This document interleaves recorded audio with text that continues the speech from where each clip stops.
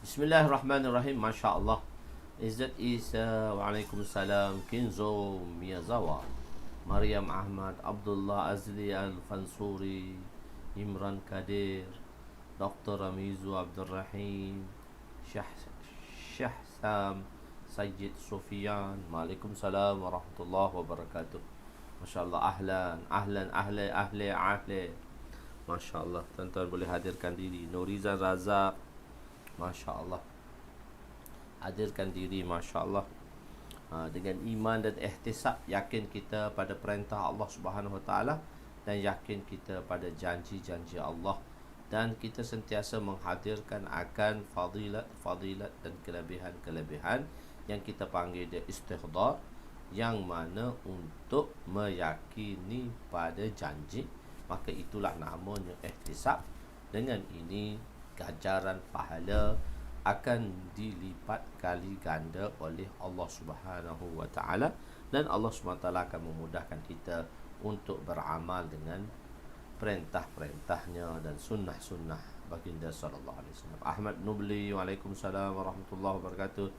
Jess Hasbullah, waalaikumsalam warahmatullahi wabarakatuh. Masya Allah, malam ni kita berada di muka surat 93 ya, iaitu masih lagi berada pada kelebihan Al-Quran, dan kita ke kitabullah, kitab kelebihan Al-Quran, kitab kelebihan Al-Quran. Masya Allah, kita masih lagi berada di muka surat berapa ya? Masya Allah. Ustaz Najib Taha, Masya Allah. Ustazah Rosnah Loman, Fairuzan Haurian, Ruqiyah Hayat, Ayud Mujiyo. Masya Allah. Ahlan 211 Oh, 21 muka surat 92 lah. Kelebihan surah Baqarah dan Ali Imran, begitu. 21-13. Masa ni kita dah ada kelebihan surah Baqarah, kelebihan surah Fatihah masuk Baqarah, dan kelebihan surah Baqarah dan Ali Imran. Ya, betul. Abu Bay Ustaz Abu Hanafiyah. Selamat Suhasuh. Assalamualaikum warahmatullahi wabarakatuh. Masya Allah. 92. Bismillahirrahmanirrahim. Assalamualaikum warahmatullahi wabarakatuh. Subhanaka la ilma lana illa ma'allamtana innaka antal alimul hakim. ولا حول ولا قوة إلا بالله العلي العظيم. ربي يسر ولا تعسر وتمم بالخير يا فتاح وبك نستعين. نحمده ونصلي ونسلم على رسوله الكريم وعلى آله وأصحابه الفاتحين بهديهم إلى الحقيقة المجازة. أما بعد، أعوذ بالله من الشيطان الرجيم. بسم الله الرحمن الرحيم.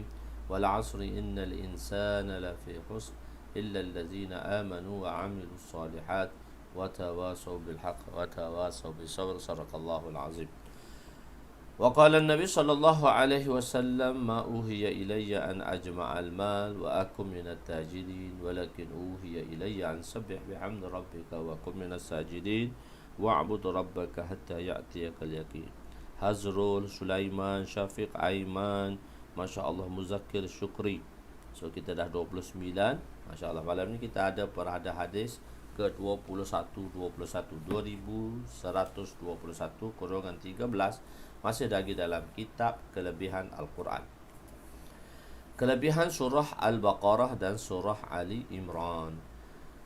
وعن النواس بن سمعان رضي الله عنه قال سمعت رسول الله صلى الله عليه وسلم يقول يؤتي بالقرآن يوم القيامة وأهل الذين كانوا يعملون به تقدمه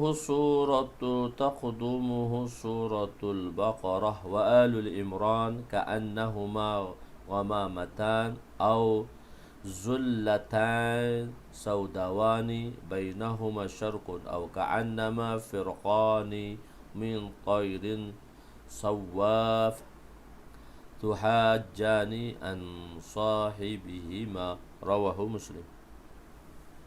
Sayyidina Nawas bin Sam'an radhiyallahu anhu berkata, aku telah mendengar Rasulullah sallallahu alaihi wasallam bersabda, pada hari kiamat Al-Quran dan orang Al-Quran yang mengamalkannya akan dibawa datang. Maknanya dibawalah, dibawa datang. Alah, masih lagi tertukar lagi. Dibawalah, akan dibawa surah Al-Baqarah dan surah Al-Imran akan berada. Maknanya semasa dia dibawa ke hari kiamat, maka surah Al-Baqarah dan surah Al-Imran berada di hadapan mereka seolah-olah keduanya ialah dua awan, atau ataupun dia adalah naungan yang di antara kedua-duanya terdapat cahaya, atau kedua-duanya seperti dua kelompok burung yang berbaris, berterbangan berbaris. Kedua-duanya akan membela ahlinya, iaitu membela bagi pihak ahlinya. Yu'til bil Quran, maksud Al-Quran dibawa pada hari kiamat, akan dibawa Al-Quran. Maksud Al-Quran dibawa, iaitu pada hari kiamat Al-Quran akan dibawa Al-Quran, atau akan dibawa Al-Quran dalam rupa, bentuk atau ganjaran. Dia bentuk seperti gitu, bentuk seperti burung, bentuk seperti cahaya dan sebagaimana sebagai yang ditunjuk di atas, ataupun dia berupa satu ganjaran. Sabitlah bahawa orang yang membaca Al-Quran tetapi tidak beramal, tidak dikira ahli Al-Quran. Bahkan Al-Quran akan mendakwa bagi pihaknya. So kita nak usaha supaya apa? Kita dipanggil ahli Al-Quran. Bukan setakat kita membaca Al-Quran, bahkan kita beramal dengan hukum ahkam di dalam Al-Quran, barulah kita dipanggil ahlul Quran. Semoga Allah Subhanahu wa taala golongkan kita dan seluruh umat muslimah, iaitu umat-umat Islam, di kalangan mereka-mereka yang dikatakan oleh Allah Subhanahu wa taala sebagai ahlul Quran. Taqdumuhu suratul Baqarah wa alul Imran. Maksudnya ialah ganjaran pahala surah Baqarah dan surah Ali Imran berada di hadapan ganjaran Al-Quran yang lain. Maksudnya dia terkehadapan dibandingkan dengan ganjaran-ganjaran Al-Quran yang lain. Dua surah ni duduk depan, hak lain tu duduk seiringan atau di belakang. Allahu Akbar. Zullatani saudawani, dua longgokan awan hitam bertindan antara satu sama lain. Dua tindanan itu berwarna hitam, seperti bayangan yang memberi ketenangan kepada orang yang dilindunginya. Dia macam dua bayang hitam. Macam kita kan jalan tengah panas, bila kita diredupi atau kita dilindungi oleh sesuatu, maka kita rasa tenang, sejuk. Dan begitulah pada hari kiamat nanti, Al-Quran akan melindungi orang tersebut dan orang itu akan merasa tenang. Allahu Akbar. Bainahuma syarqun. Perkara ini jelas menunjukkan bahawa walaupun awan itu hitam, tetapi ia tidak menegahnya daripada bercahaya. Hitam itu menawan. Hitam itu menawan. Ayub Mejiyo. Hitam tu kan kita tengok jauh tu shining. Dia tak semestinya hitam berkilat. Kan kereta tu hitam berkilat. Tengok jauh putih tak berkilat juga. Tengok jauh tu hitam berkilat. Jadi hitam tu dia boleh menjadi cahaya. Dia boleh menjadi cahaya hitam legam. Sebab itu kami kami kawan-kawan kami Afrika, dia kata kami yang paling cantik di Afrika yang paling hitam. Hitam pudar tak cantik, hitam berkelip tu, hitam bersinar, hitam shining tu. Oh, dia kata bagi kami, kita kan orang Malaysia suka orang putih, suka orang handsome, suka putih. Tapi Masya Allah, orang-orang Afrika dia suka yang paling hitam. Yang paling hitam itulah yang cantik. Yang paling hitam, pekat, legam, bersinar. Oh, the best in Africa. Sebab itu ada Psycho tu, macam Citizen Psycho, dia keluarkan satu kempen, hitam itu menawan. Kereta hitam kan comel. Kereta hitam tu kan comel. Okey, antara kedua-dua surah inilah seperti dua kumpulan awan yang di tengahnya ada bismillah untuk membezakan kedua surah. Satu awan di kelompok tengah tu bismillah, iaitu fasil baina suratan. Hadis seterusnya 21-22 kurungan 14. Ayatul Kursi merupakan salah satu ayat yang agung. Ayatul Kursi berada dalam surah Baqarah. Surah Baqarah lagi. Wa an Ubay bin Ka'b radhiyallahu anhu qala Rasul sallallahu alaihi wasallam, ya Aba Munzir, atadri ayyu ayatin min kitabillah ta'ala ma'aka a'zamu? Qultu Allahu rasuluhu a'lam. Qala ya Aba Munzir, atadri ayyu ayatin min kitabillah ta'ala ma'aka a'zamu? Qultu Allahu la ilaha illa huwal hayyul qayyum. Al-Baqarah ayat 255. Faqala daraba fi sadri wa qala liyahnikal ilmu ya Aba Munzir. Rawahu Muslim. Sayyidina Ubay bin Ka'ab radhiyallahu anhu berkata bahawa Rasulullah sallallahu alaihi wasallam bersabda, wahai Abu Munzir, wahai Aba Munzir. Kalau dalam Arab dipanggil ya Aba Munzir. Dia tak kata ya Abu Munzir, ya Aba Munzir. Dia dhammah, dia jadi fathah, dipanggil mudha'af ila mabni ala al-fathah, untuk ma'rifah bermudha'af, mabni ala al-fathah. Ya Aba Munzir, ya Aba Munzir.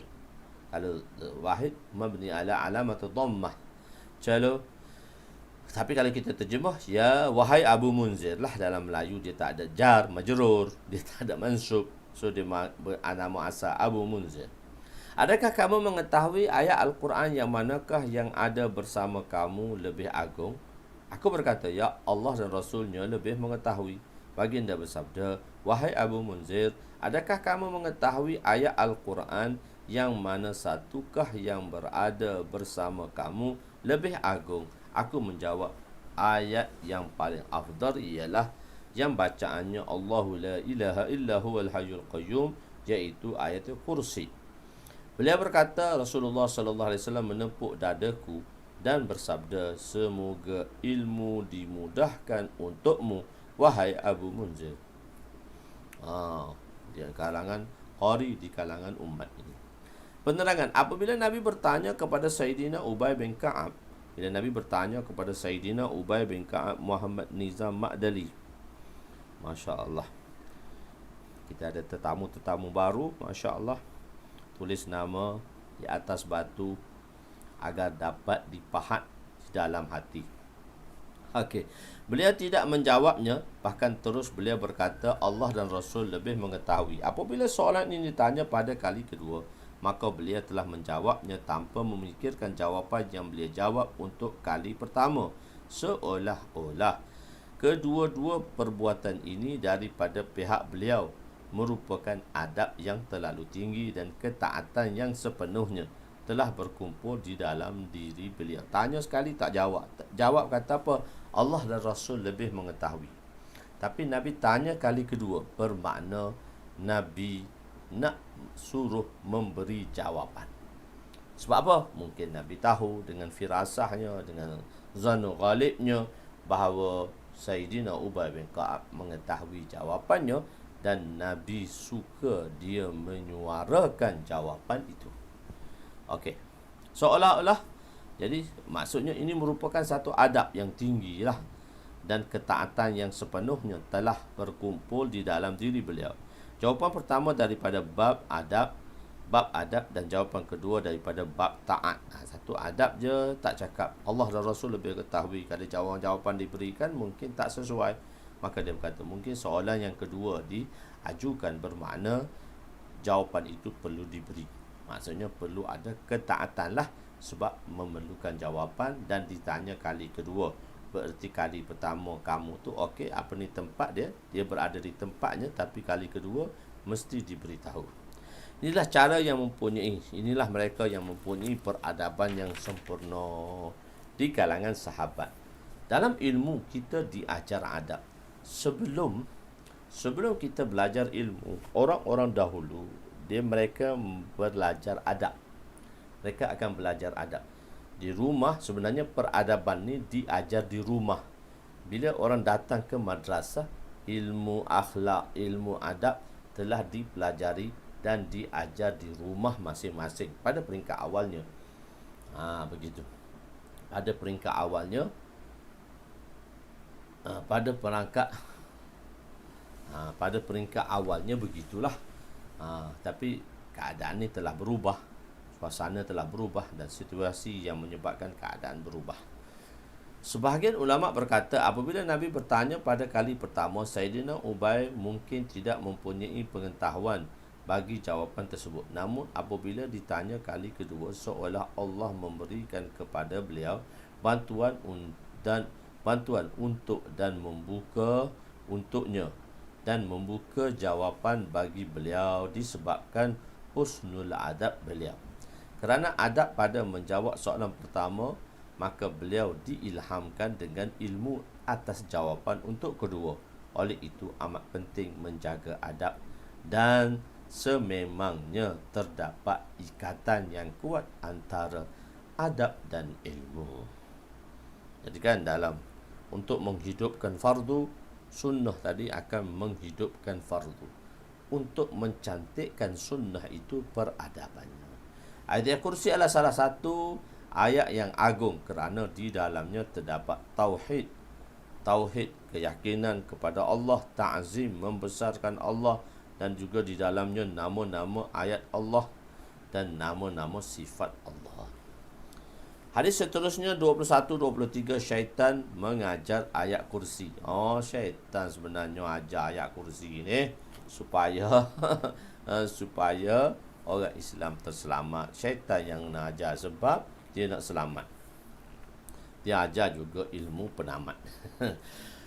Bismillahirrahmanirrahim. Wa an Abi Hurairah radhiyallahu anhu wa kallani Rasul sallallahu alaihi wasallam bihibzi zakatin Ramadana fa'atani atin faja'ala yahsu min at-ta'am fa'akhaztuhu wa qultu la arfa'annaka ila Rasul sallallahu alaihi wasallam qala inni muhtajun wa alayya 'iyal wa li hajatun shadidatun qala faqallaitu anhu فأصبحت قال النبي صلى الله عليه وسلم يا أبا هريرة ما فعل عسيرك بارحة قلت يا رسول الله سكى حاجة شديدة وعيالا فرحمته فخليت سبيله قال أما إنه قد كذب سيعود فعرفت أنه سيعود لقول النبي صلى الله عليه وسلم فرصدته فجاء جعل يحسو من الطعام فأخذته فقلت لأرفعنك إلى رسول صلى الله عليه وسلم قال دعني فإني محتاج وعلي عيال لا أعود فرحمت فخليت سبيله فأصبحت فقال لي رسول صلى الله عليه وسلم يا أبا هريرة ما فعل عسيرك قلت يا رسول الله سكى حاجة سديدة وعيالا فرحمته فخليت سبيله فقال أما إنه قد كذب سيعود فعرفت أنه سيعود لقول رسول صلى الله عليه وسلم فرصدته فجاء وجعل يحسو من الطعام فأخذته فقلت لأرفعنك إلى رسول صلى الله عليه وسلم وهذا آخر 3 مرات إنك تزعم لا تعود ولا ثم تعود. دعني أعلمك كلمات ينفعك الله بها إذا عويت إلى فراشك فاقرأ آية الكرسي الله لا إله إلا هو الحي القيوم إلى آخره حتى تختم الآية فإنك لن يزال عليك من الله حافظا ولا يقربك الشيطان حتى تصبح. فخليت سبيله فأصبحت قال لي رسول صلى الله عليه وسلم ما فعل أسيرك قلت زعم أنه يعلمني كلمات فينفعني الله بها أما إنه صدقك وهو كذوب وتعلم من تخاطب منذ 3 ليال قلت لا قال ذاك الشيطان رواه Bukhari. Sayyidina Abu Hurairah radhiyallahu anhu berkata, Rasulullah sallallahu alaihi wasallam telah melantik saya untuk menjaga harta zakat fitrah. Zakat fitrah ramai orang mari dia kena jaga. Macam ni pusat zakat ni kot. Sayyidina Abu Hurairah kena jaga.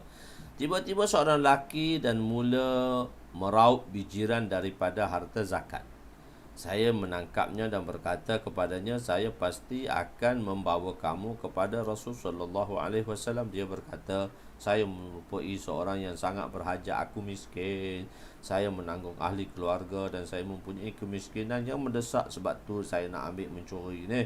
Sayyidina Abu Hurairah berkata lagi, lantas saya melepaskan lelaki itu pergi. Pada keesokan paginya, saya telah berjumpa dengan Nabi SAW dan baginda berkata kepada saya, wahai Abu Hurairah, apa yang telah dilakukan oleh tawanan kamu semalam? Apa yang telah dilakukan oleh tawananmu semalam? Dia kata, kamu buat apa dengan tawananmu semalam?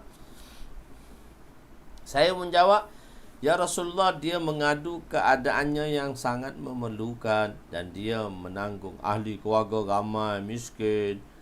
Maka saya berasa kesihan terhadapnya, lalu saya telah melepaskannya. Baginda sallallahu alaihi wasallam bersabda, berjaga-jagalah, dia telah membohongimu dan dia akan datang lagi. Saya telah meyakini bahawa pasti akan datang kerana sabdaan baginda, innahu sayaudu. Sahabat-sahabat begitu yakin dengan apa yang telah Nabi sampaikan. Saya telah menunggunya. Ternyata lelaki itu datang lagi dan mula meraup bijiran-bijiran, kan harta-harta zakat. Saya telah menangkapnya, berkata, saya pasti membawa kamu berjumpa Nabi SAW. Dia berkata, tolonglah lepaskan saya. Saya adalah seorang yang sangat memerlukan, miskin. Saya menanggung ahli keluarga saya. Saya tak akan datang lagi. Saya telah berasa kesihan kepadanya lalu melepaskannya pergi. Pada keesokan paginya, Rasulullah SAW berkata kepadanya, ya Abu Hurairah, wahai Abu Hurairah, apa yang dilakukan oleh tawananmu? Saya menjawab, ya Rasulullah, dia telah mengadu keadaannya yang sangat memerlukan. Kesian sahabat-sahabat ni, dia simpati lebih, perasaan sedih lebih. Dia menanggung ahli keluarganya, dia telah berasa kesihan terhadapnya dan saya telah melepaskannya. Baginda bersabda, berjaga-jaga, dia telah membohongimu dan dia akan datang lagi. Maka saya telah menunggunya. Ternyata dia datang lagi dan telah meraup bijiran. Dia mahu ini seperti dia berekor, seperti dia berupa seperti seekor binatang. Dia berupa kan, berupa ni mari macam jin, berupa macam tu. Pegang janggut tu. Mana buat apa? Allahu Akbar. Saya pasti akan membawa kamu berjumpa Nabi SAW. Dan merupakan kali ketiga dan kali terakhir kamu berjanji bahawa kamu tidak akan datang, tapi kamu datang juga. Dia berkata, lepaskan saya. Saya akan mengajar kamu ayat-ayat yang dengan perantaraannya, wasitahnya, Allah akan memberi manfaat kepada kamu. Apabila kamu hendak tidur, berbaring di tempat tidur kamu, maka bacalah ayatul kursi. Jangan lupa tuan-tuan, baca 3 kali ayatul kursi. Masa kita nak tidur, satu untuk kita niat pada diri kita, kedua kita niat keluarga kita, ketiga kita niat seluruh bandar kita, seluruh kampung kita terselamat dan terpelihara daripada godaan dan hasutan syaitan.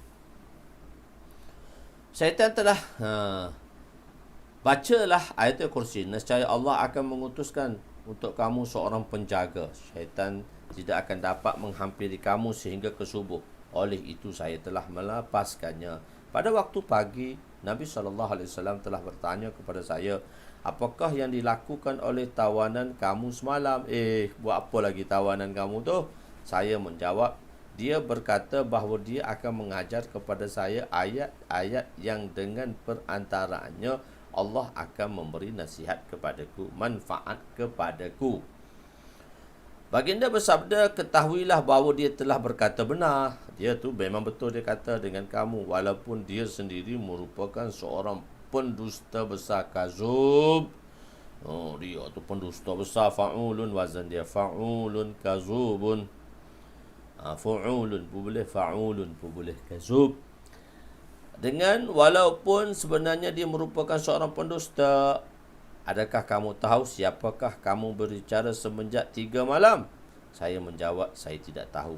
Baginda bersabda, syaitanlah yang syaitan mari ajar dia. Syaitan mari ajar Sayyidina Abu Hurairah radhiyallahu anhu untuk membaca ayat kursi. Jadi kalau sekurang-kurangnya kita baca 3 kali lah nak tidur setiap malam, jangan lupa insya-Allah.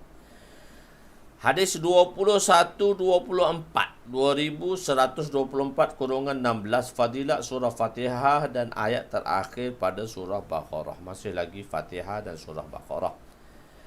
Dia satu fadilat keseluruhan surah dan satu lagi fadilat juzuk-juzuk dalam surah tadi. Dalam surah Baqarah itulah juga terdapat ayat kursi.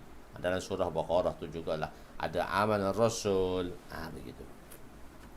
Wa Ibn Abbas radhiyallahu anhu qala bainuma Jibril alaihi salam qa'idan inda Nabi sallallahu alaihi wasallam sami'a naqidan min fawqihi farafa'a ra'sahu qala hadza babun min as-sama' futiha al-yawm lam yuftah qattu illa al-yawm fanazala minhu malakun qala hadza malakun nazala ila al-ard lam yanzil qattu illa al-yawm fasallama faqala abshir binurain au utitahuma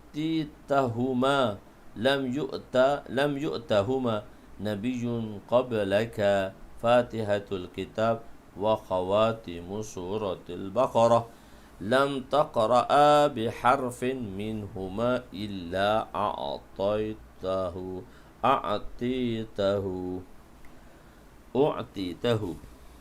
rawahu Muslim. Sayyidina Abu Hurairah radhiyallahu Sayyidina Abdullah bin Abbas radhiyallahu anhuma meriwayatkan bahawa satu ketika Sayyidina Jibril sedang duduk bersama Nabi, tiba-tiba kedengaran satu suara daripada arah langit. Lalu Sayyidina Jibril telah mengangkat kepalanya ke atas dan berkata, satu pintu di langit telah terbuka pada hari ini, sedangkan ia tidak pernah dibuka sebelum ini.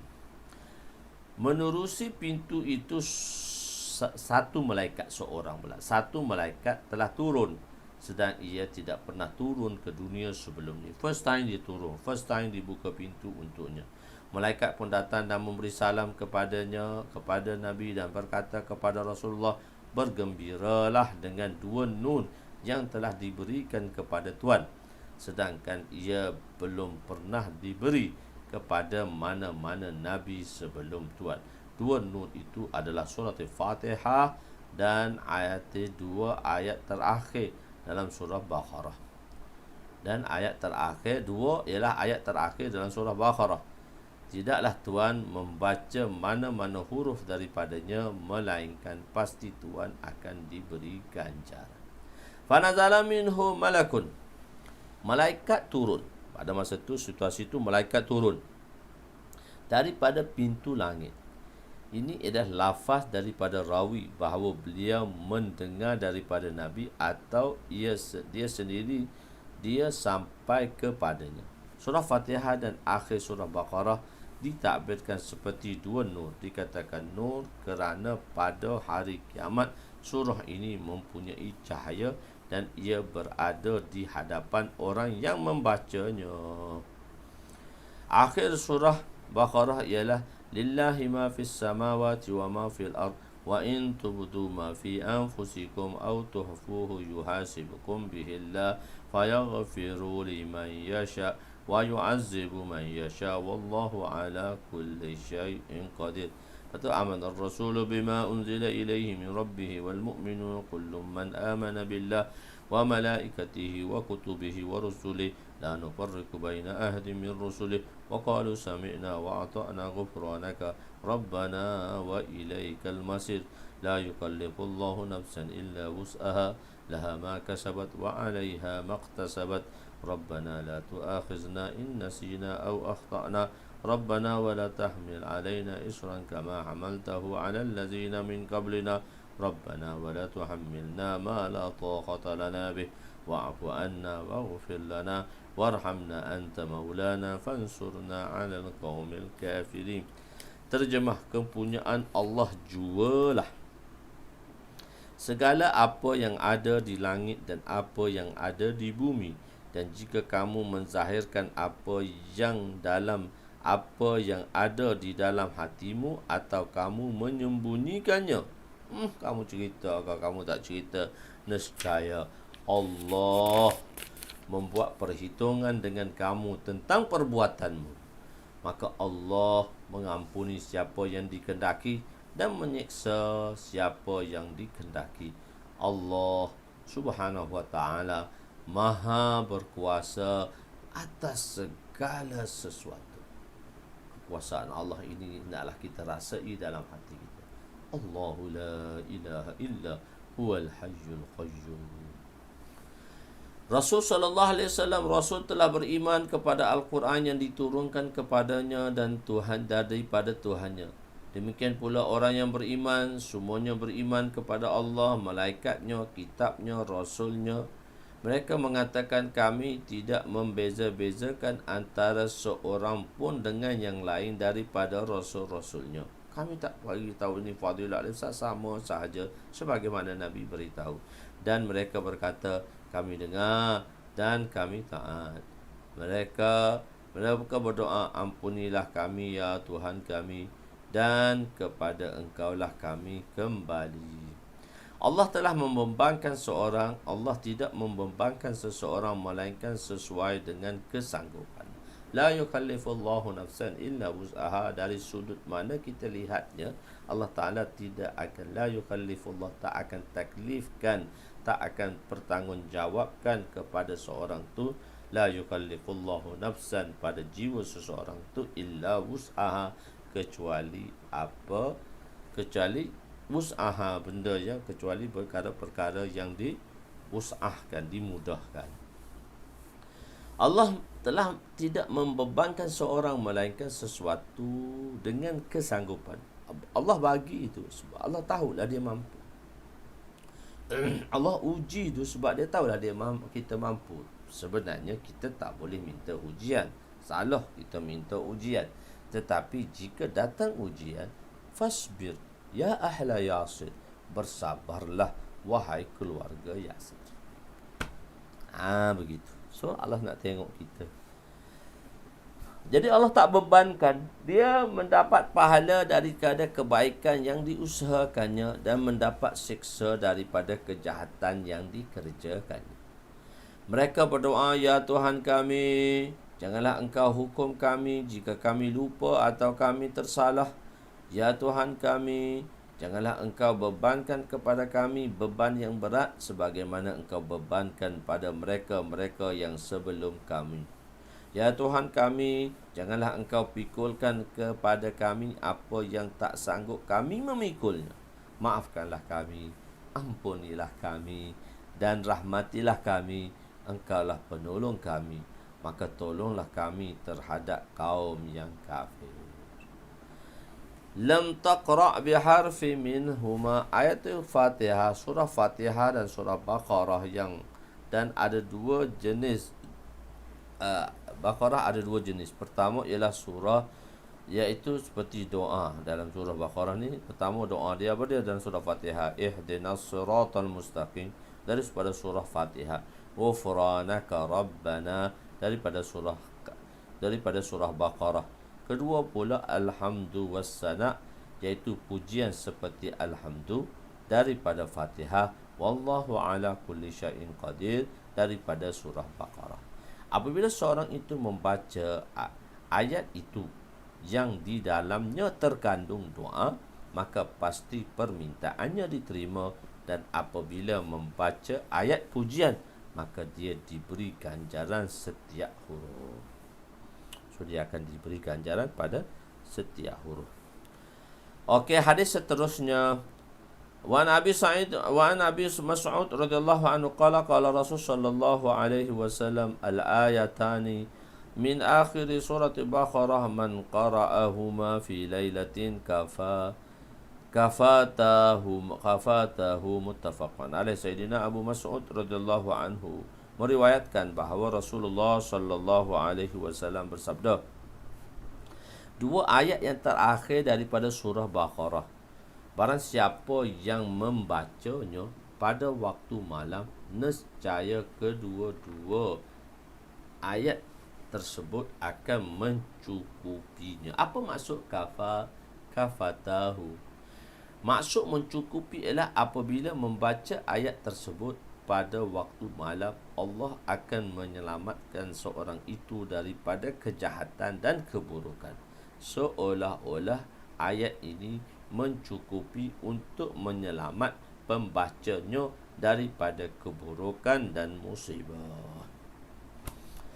Ataupun maksudnya ialah dua ayat ini seperti qaim makam, mengambil tempat ibadat, berjaga malam, beribadat, berzikir bagi pihak mereka yang membacanya. Okey. Kesan mengingati 10 ayat pertama daripada surah Al-Kahfi. Mari dah surah Kahfi dah. Juzuk tengah lah. Wa Nabi Darda radhiyallahu anhu qala Rasul sallallahu alaihi wasallam man hafidha 10 ayatin min awwali surati, bukan min disalah bagi, min awwali suratil Kahf usima min ad-dajjal, rawahu Muslim.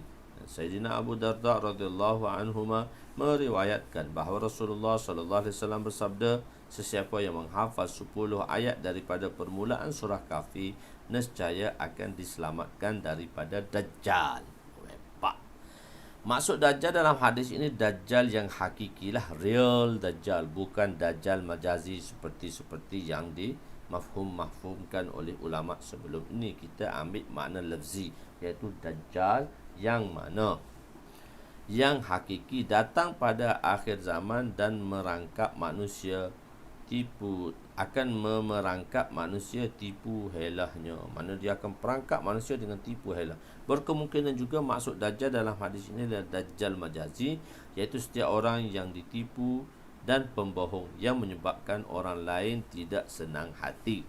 Dalam fasal kedua, Khatib Tibriz menyatakan sebuah hadis yang diriwayatkan oleh Imam Tirmizi rahmatullah alaih dalam kitab sunannya, iaitu Sunan Tirmizi atau Jami' Tirmizi, bahawa barang siapa yang membaca 3 ayat pertama daripada surah Kahfi, maka dia akan terselamat daripada fitnah Dajjal. Riwayat yang di atas menyebut 10 ayat, seolah terdapat percanggahan, dan cara macam mana kita nak tatbiknya, kita nak sinambungkannya ialah begini. Riwayat yang disebut 10 ayat datang dengan lafaz hafizah, manakala riwayat yang menyebut 3 ayat datang dengan lafaz qara'a. Oleh itu dijamakkan kedua-dua hadis ini dengan maksud barang siapa yang menghafal 10 ayat dan membaca 3 ayat, nescaya dia akan terselamat daripada fitnah Dajjal. Ini kelebihan dan fadilat daripada surah Baqarah. Kedua, seorang yang menghafal 10 ayat akan terselamat daripada bertemu dengan Dajjal, dan seorang yang membaca 3 ayat akan terselamat daripada fitnah Dajjal.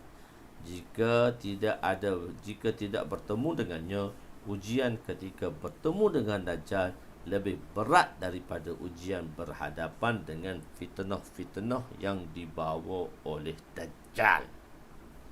Fitnah lebih besar. Allahu Akbar, fitnahnya terlalu besar. Moga Allah SWT selamatkan kita daripada fitnah Dajjal. Kata kepala pula malam. Okey. Hadis seterusnya, Fadilat surah Al-Ikhlas. Fadilat surah Al-Ikhlas anhu wa an Abi Darda radhiyallahu anhu qala qala Rasul sallallahu alaihi wasallam aya'jazu ahadukum an yaqra'a fi lailatin sulasal Quran qalu wa kaifa yaqra'u sulasal Quran qala qul huwallahu ahad al-ikhlas ta'dilu sulusal Quran rawahu Muslim wa rawahu Bukhari an Abi Sa'id Al-Khudri radhiyallahu anhu. Sayyidina Abu Darda radhiyallahu anhu meriwayatkan bahawa Rasulullah sallallahu alaihi wasallam bersabda, adakah salah seorang daripada kamu lemah untuk membaca 1/3 Al-Quran dalam satu malam?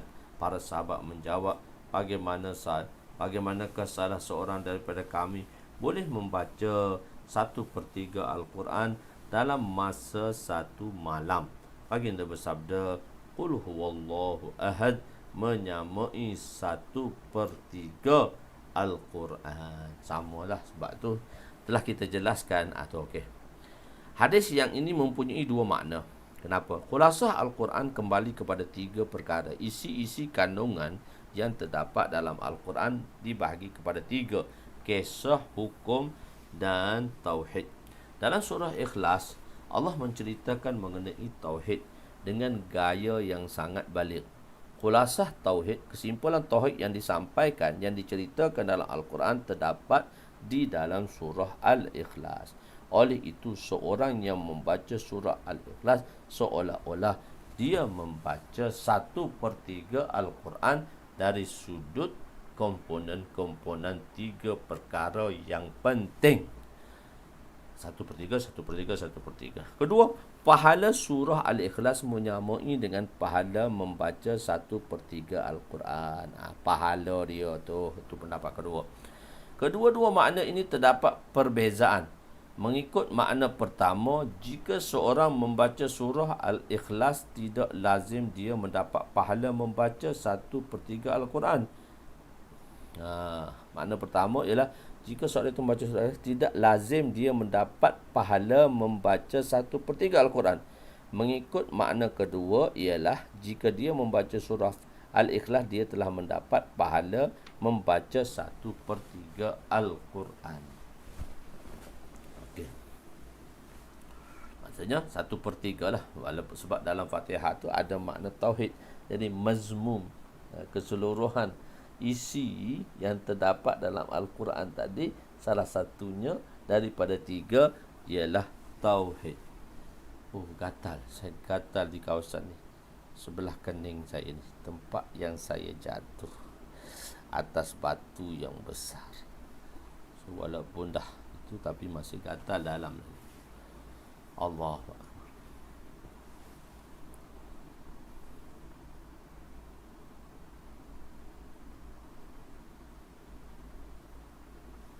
Dua satu dua enam.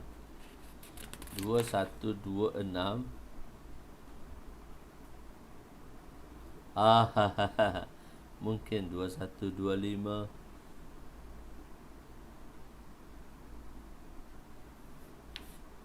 Mungkin betul juga tu, saya skip satu. Tuan-tuan tu ingatkan, bagus, Masya Allah. 2126 18 2126 18. Sepatutnya 2126. Saya terus skip 21. Kaifa taqra'ani Qul huwallah. Okey, saya akan baca balik lah 2126 tu. Saya lupa tu, betul-betul tu. Tidak skip mengenai Al-Kahfi. Tak skip. Khatib Tibris tetap 2126 sudah dibaca kan? Tidak skip malam. Ya betul, saya rasa saya tak skip juga. 2126 telah dibaca.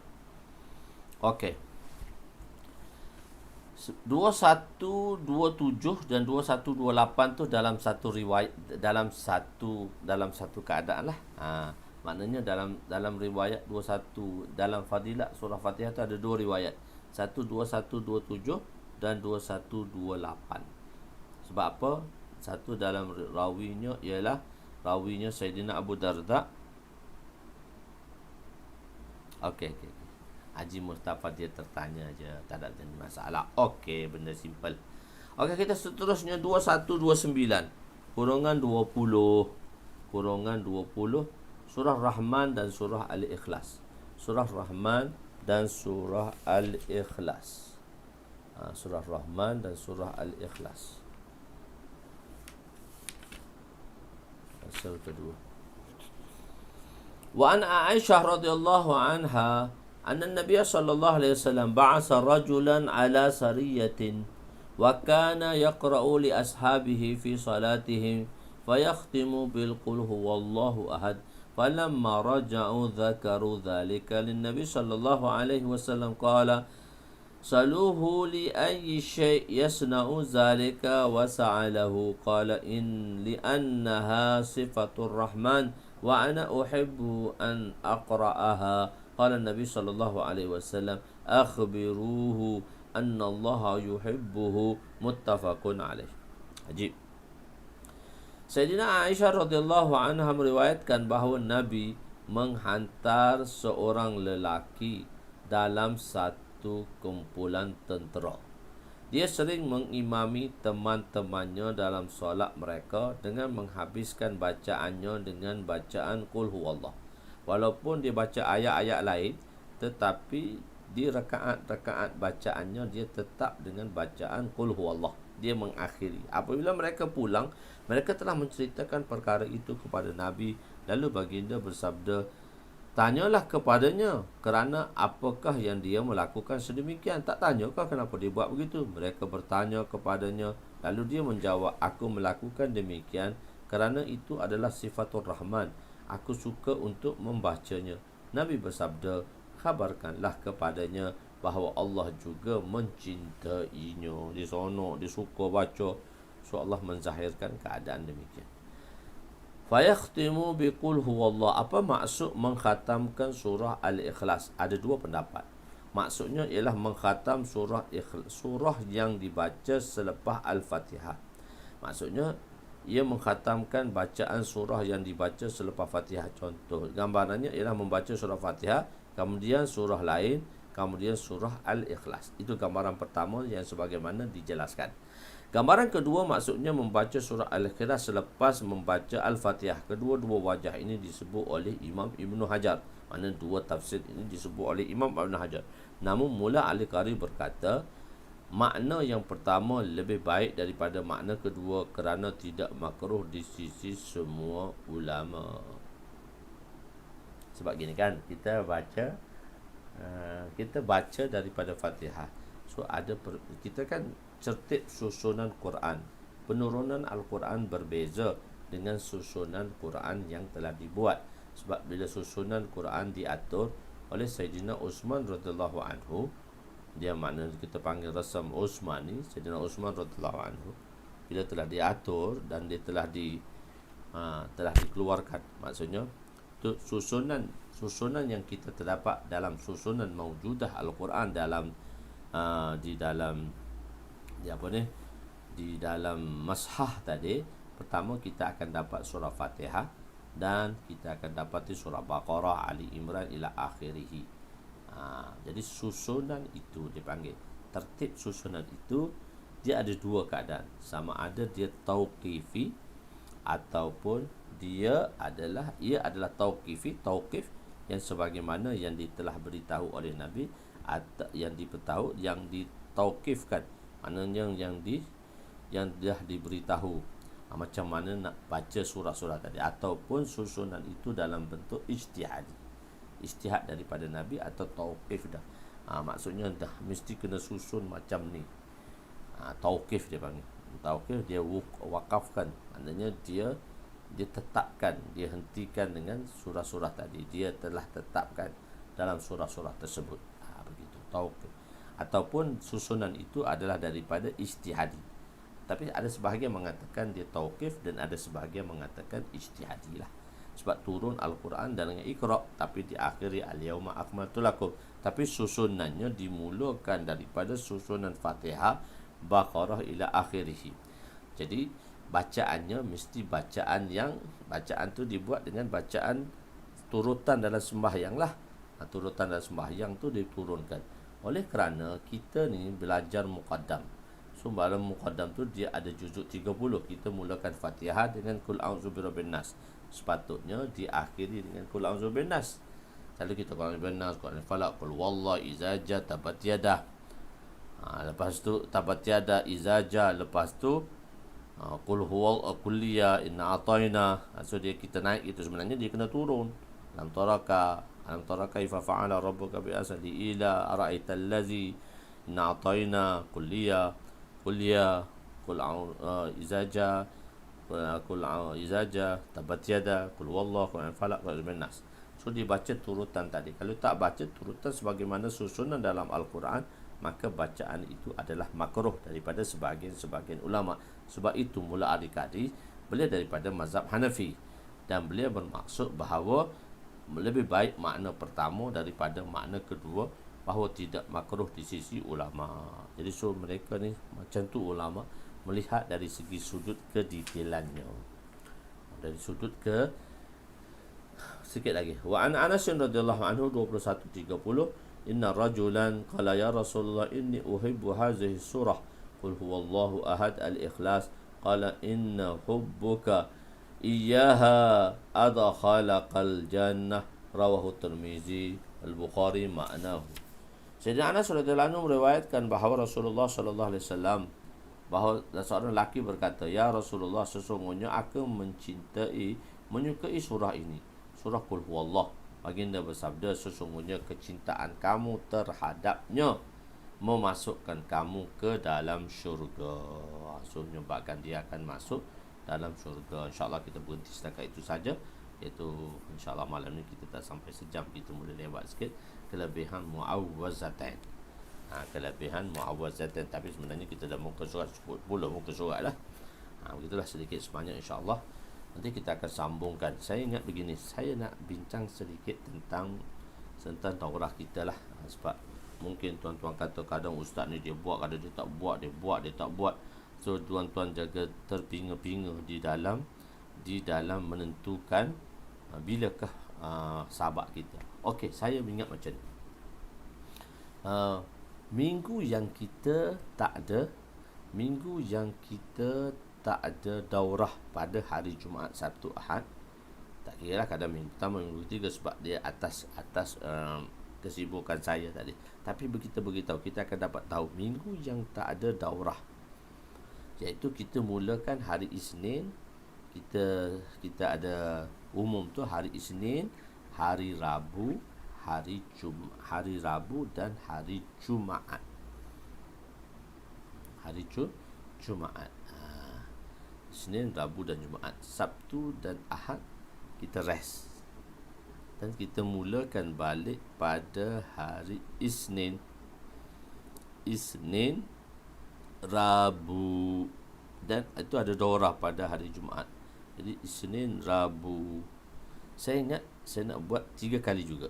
Tu saya bincang hanya 2 kali, Isnin dan Rabu, dan kita tunggu hari Jumaat untuk daurah. Tak, kita buat 3 kali juga. Maknanya minggu yang tak ada daurah, macam minggu ni lah, minggu tak ada daurah ni, kita dah mula Isnin, kita ada Rabu, dan kita akan buat hari Khamis 3 kali juga. So di Rabu, Khamis tu dekat sikit pada minggu yang ada daurah. Sebab Jumaat, Sabtu, Ahad kita akan ada daurah. Tu pun ada daurah ni pun kita tak akan, kadang-kadang ada urusan, so kita tak boleh habiskan hari Ahad, kita kena habis hari Isnin dan sebagainya lah, begitu. Saya 6 kali lah. Maksudnya dalam masa 2 minggu kita ada 6 kali. Isnin, Rabu, Jumaat. Lepas tu kita ada Isnin, Rabu, Khamis 6 kali. Iaitu 6, lebih kurang 6 jam lah. Daurah pula kita ada 4 kali. Tapi satu daurah 1,5 jam, 6 jam juga. Bermakna 6 jam, 6 jam, 2 minggu kita ada 12 jam. Sebulan kita ada 24 jam. Itu mengikut pengiraannya lah. Sabtu Ahad yang normal. Jumaat, Sabtu, Ahad tu normal lah. Begitulah. Kadang hari Ahad tu mungkin ada urusan, so kita dibawa pada hari Isnin. Begitulah. Kadang-kadang kita takdim, maknanya hari Ahad malam kita buat Ahad pagi. Tapi banyak Ahad pagi tak dapat live bersama, mungkin dia ada kerja bagi orang pihak sana, sebab tu kita buat Ahad malam.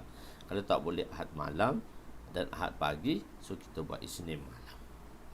Itulah normally. Sebab itunya dalam 2 minggu kita akan belajar 6 jam untuk umum dan 6 jam untuk daurah. So 12 jam jugalah. Tapi macam mana bulan puasa nanti, so kita akan bincang dengan tuan-tuan. Sebab kita sibuk berterawih dah malam tu. So ataupun bulan puasa ni kita rehat ke, kita rehat, tuan-tuan boleh dengar dan sebagainya. Dulu kita mula bulan puasa sebab subuh, lepas subuh kita mula bulan puasa lepas subuh, sebab semua kita PKP. Sekarang semua dah berjalan seperti biasa. Okey lah tu, Masya Allah. Kita target 3 tahun lah, 2001, 2020, 2021, 2022 kita selesai lah. Dan 2022 tu jugalah kitab 12 tu akan selesai. Kitab jilid 7 saya akan cetak lepas raya ni juga. Macam mana jilid 8 pun dah siap. Cuma nak check satu persatu. So kita akan jilid ke-8, jilid ke-10 mungkin selepas raya haji baru akan dicetak. Jilid ke-9 kita off dulu. Itulah sikit sebanyak kita punya rutin lah. Jangan lupa insya-Allah kita hari Jumaat ni ada daurah. So tapi malam esok kita adalah sedikit, tak setengah, tak 1 jam pun, setengah jam ke. Itulah untuk mengfreshkan kita balik. Boleh insya-Allah malam esok. Wallahu a'lam. Aku qauli hadza, astaghfirullahal azim li wa li walidayya wa li jami'il muslimin wal muslimat wal mu'minin wal mu'minat al ahya'i minhum wa amwat bi rahmatika ya arhamar rahimin ya awwalal awwalin wa ya akhiral akhirin wa ya zal quwwatil matin wa ya rahimal masakin wa ya arhamar rahimin. Allahumma ighfir lana dhunubana wa wasi' lana khalaqana wa tajib lana kasabana wa kanni'na bima razaqtana wa la tuzhib talabana ila shay'in sarraftahu anna wa sallallahu ala sayyidina Muhammadin wa ala alihi wa sahbihi ajma'in. Alhamdulillahirabbil alamin. Taqabbalallahu minna wa minkum ya karim. Dan satu lagi sistem infak yang saya memperkenalkan di situ. Mungkin ada orang bertanya tentang sistem infak. Kenapa ada ustaz tidak buat sistem wakaf? Kenapa ustaz tidak menamakan sistem wakaf? Saya menggunakan sistem infak ni sebab saya nak menggunakan sistem infak sebab dia lebih mudah untuk pengurusannya. Saya nak uruskan mudah, dan bagi pihak yang saya nak barikan ni juga mudah. Jadi infak atas nama allazina yunfiquna mimma razaqnahum yunfiqun. So saya akan buat satu video untuk tuan-tuan untuk menerangkan ni. Tapi yang istimewa untuk tuan-tuan saya dah terangkan. Jadi orang beri infak. Jadi infak ni untuk kitab untuk yang mana kitab ni agak dia adalah juga sebagai sedekah jariah. Bukan wakaf itu saja sedekah jariah, infak pun sedekah jariah. Sebab kita menginfakkan benda yang lama, benda yang tahan. So bila tuan-tuan bagi infak, dan tuan-tuan bagi kitab, infak, mana kitab ni akan diberikan kepada pelajar yang akan mengajar. Lebih kurang 10 tempat yang ada kitab Dauratul Hadis dan pengajian Mishkat. So kita akan bagi hadiah, kita akan bagi infak tuan-tuan kepada pelajar-pelajar ini supaya mereka belajar. Dengan mereka belajar, mereka baca, tuan-tuan dapat pahala, dan tuan-tuan akan dapat pahala berterusan, dan dikira pahala apa ni? Pahala tuan-tuan dapat pahala, tuan-tuan akan dapat pahala berterusan. Jadi sebab itu kita kata kita sempurna Ramadan ni. Tapi mungkin ramai yang akan tunggu untuk Ramadan, sebab satu ganjaran fardu diganjar 70, dan satu ganjaran pahala sunat digandakan yang wajib. Tuan-tuan infak sunat tapi dapat pahala wajib apabila berada di bulan Ramadan. Itulah sedikit sebanyak tentang infak yang saya memperkenalkan, dan tuan-tuan boleh tolong sharekanlah kepada rakan-rakan lagi, dan saya akan buat sedikit video dan untuk menerangkan makna ni dalam masa 5 minit. Wallahu a'lam bissawab. Jazakallah.